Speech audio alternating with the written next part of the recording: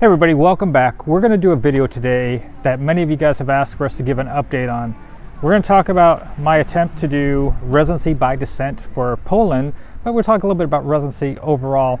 First off, if you're looking at residency by descent anywhere, it's really archaic. While we've got DNA evidence of my Polish ancestry, I'm almost 53% Polish, which we're in the 21st century. So governments out there, take note. If you want your people to be able to have the opportunity to come to your country, do genetic testing on them. Why are you making them go through, looking through 400, 500-year-old documents?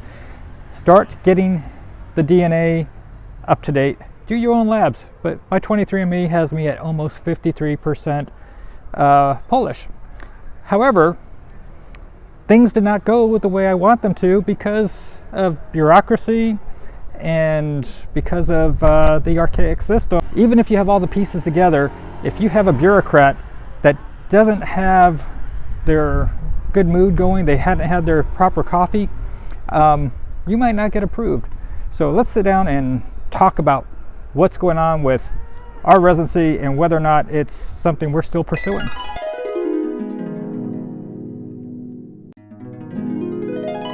So we're meeting Pavel from Krakow here, and we're going to drop off our initial paperwork for my residency, for permanent residency, Julie's temporary residency, and hopefully everything goes smoothly. We'll be meeting with an official here, and then we'll be waiting for a second meeting at some point after this, but this is our first stop here, first stage of the process. So we're keeping our fingers crossed.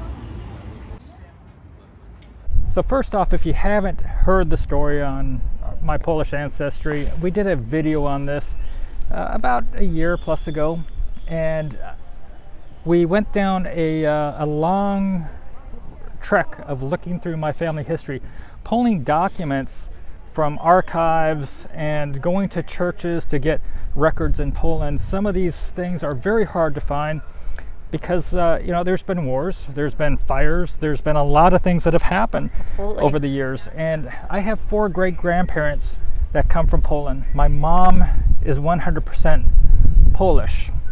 And we had a lot of fun going through looking for these documents and a journey through my ancestry. We even did a video about the Auschwitz concentration camp, and I found out that my great-grandfather's brother actually died in a concentration camp and during World War II. I had no idea. So, there's the trip down this road has been very interesting, but we had snags along the way. My grandfather on my mother's side was baptized with the name of Bolesław, which is not a common name in America. And I don't even know if he knew he had the name Bolesław when he went through life. All of his records are Bill or William, and his social security number was with a William. When he did his census, and we have census records showing him as William in the census with his parents going through the 1920s, 30s, and his parents still being Polish on these censuses. And when we pull his record for his baptism, it shows he's married to Wanda Dąbrowski, and on Wanda Dąbrowski, it shows that she's married to William Minnick. So even on his baptismal record that says Bolesław, it has who his wife is, and then on his wife's, it shows who her husband is. But because we could not tie the name of Bolesław with some legal change to his name as William or Bill, that became problematic. So we had to go down my grandmother's name of Dąbrowski. We had to go and get her parents' birth records. Now, her parents, they were in a church in the eastern part of Poland. And something I should mention is all of these things are written in Old Russian, so they have to have translators. So we've had to hire people to find people that can tell you what these documents say. So we had to get a priest to release documents from an old book of people's baptismal records and make a copy, and that was problematic as it was. They weren't going to release these documents without any kind of security. You can't just take this book with hundreds of years of ancestry information and take it out and walk down the street or put it in your car.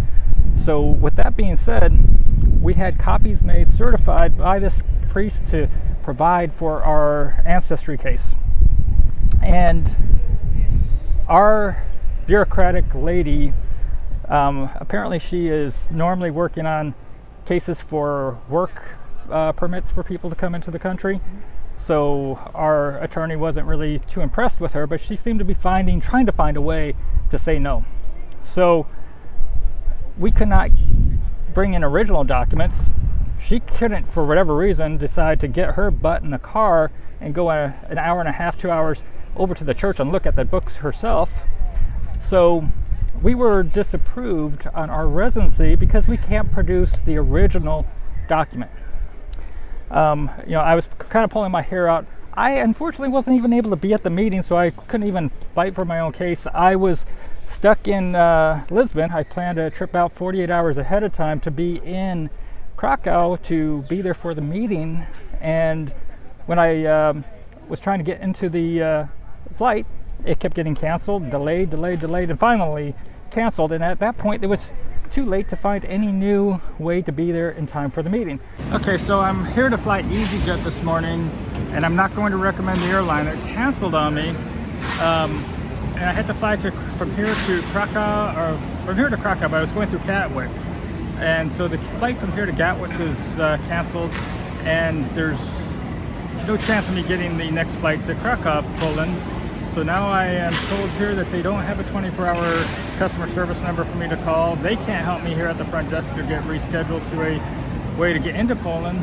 And the desk they sent me to is apparently for help is not one for EasyJet, but just to try to book you on another airline. And so anyway, it's been a bad experience, and they don't seem to be very organized. They're very disconnected and disjointed.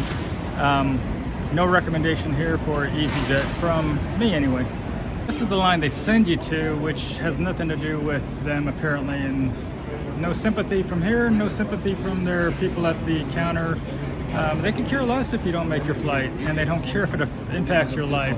It's a great setup they have. So in closing, I don't know if I'm going to get residency because of EasyJet. So my attorney felt she was fine with representing us without my presence, but anyhow, long story short, we could not get the residency. So my attorney recommended that we go for citizenship, and maybe we'll get somebody that has a little bit more common sense to look over these documents, and it has to get presidential approval. So I thought, you know what? Yeah, we've got some pinhead bureaucrat that doesn't know her head from her hole in the butt. So we will go ahead and go for citizenship. So we make our plans to drive up to Krakow. During this time frame, my stepmother passed away in the U.S. I had to make a quick trip to Krakow and reschedule some things. So when we're trying to reschedule the days for me to go in to do the meeting to drop off my citizenship packet to the authorities in Krakow, I am then told while we are en route, about 18 hours away, that we are not able to do it in Krakow because they are only going to do documentation or look into these types of cases for people that already have residency in Krakow or Krakow. So unfortunately, we are now en route to Krakow. We get there to our attorney's office. Unfortunately, she was not even there for us to come in. So we ended up picking up the packet, and we were told that we can try to take the packet to a Polish consulate or embassy in the U.S., and maybe they'll do it in Gdańsk or Gdynia. So long story short, we're driving around with a packet for my citizenship still in the car as we travel from place to place, and we are contemplating what our next steps will be. So for those of you wondering if was I approved, what are we doing with this, it's still up in the air.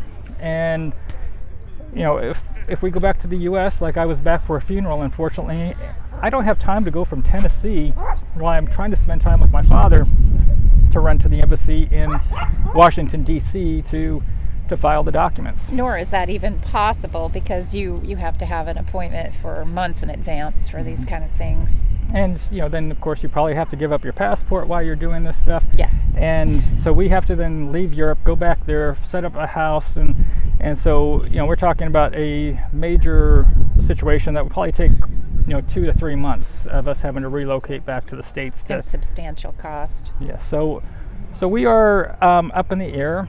We're hoping that at some point somebody in some government somewhere, like Poland, even Italy, where we are currently, will look at DNA testing. I mean, we've got over 10 million Americans with Polish descent. You've got a country whose population is in decline. If you want to get some smart people that are educated, people with some money, some financial resources to move to your country, start doing some genetic testing and let some people in that are actually Polish. Instead of, I'm here in Italy and I see a lot of people here that are third country nationals from, different parts of the world that are obviously not Italian, but we've got millions of Italian American citizens with Italian citizenship or Italian DNA, but they would have a hard time qualifying to come here under Ancestry because of the chaotic and hard system of trying to prove birth records and lineage. It gets quite costly. Yeah, so I would just say these governments need to get to the 21st century, check out genetics and DNA, but I'm probably spitting in the wind. But this is my frustration. Why have I not done a video update yet? Because this has really given me heartburn, and when you got nothing nice to say, it's best to bite your tongue. So after, I guess it's like 8 months now that we've been sitting on this, 7-8 months, and I've had so many emails asking me what the status is, and it's so I'm well past due to do this video, but it's been very, very frustrating, and so I have not done this because I'm afraid of what I would say, and I probably will regret some of the things I'm already saying. So anyhow, so as you guys know, Julie and I, we are traveling all the time with our 2 dogs, and we've looked at residency in different locations, but this one was the most near and dear to me because it is part of who I am, and I really wanted to spend time in Poland. So Poland probably meant the most to us as far as residency. I mean, it's nice to have a place that's inside Schengen, and we have our home in Montenegro, we have our car from Bulgaria, we travel full time with our dogs, but we planned on, if we got Polish residency, we were going to be spending probably 8 months a year there. We'd probably leave for some of those winter months, and maybe we'd leave for a month in the summer, but the summers there are beautiful.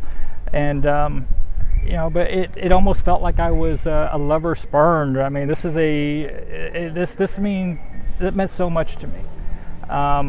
Beautiful country. And it's so I just will say that we still have a case that we haven't filed, knowing that the residency part is for Ancestry. Polish Ancestry is not going to pass at this point, so we are we'll at some point decide if we're going to go for the citizenship. Otherwise, we'll just do 90 days in and 90 days out as under the typical tourist stuff.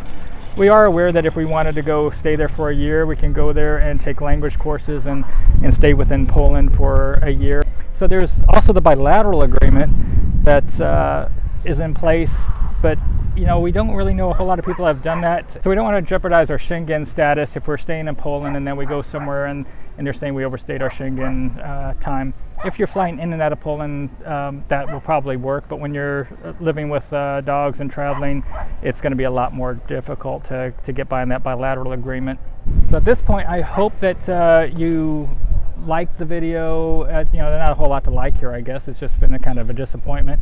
But I hope you'll subscribe and you'll follow Julie and I and our dogs as we travel. We try to show you what it's like to live in other countries, share our experiences, our expenses, and we talk to residency experts. We look at real estate and just try to give you a well-rounded experience of what it would be like to live in Europe. So until next time, have a great day, everybody. Bye-bye. Ciao.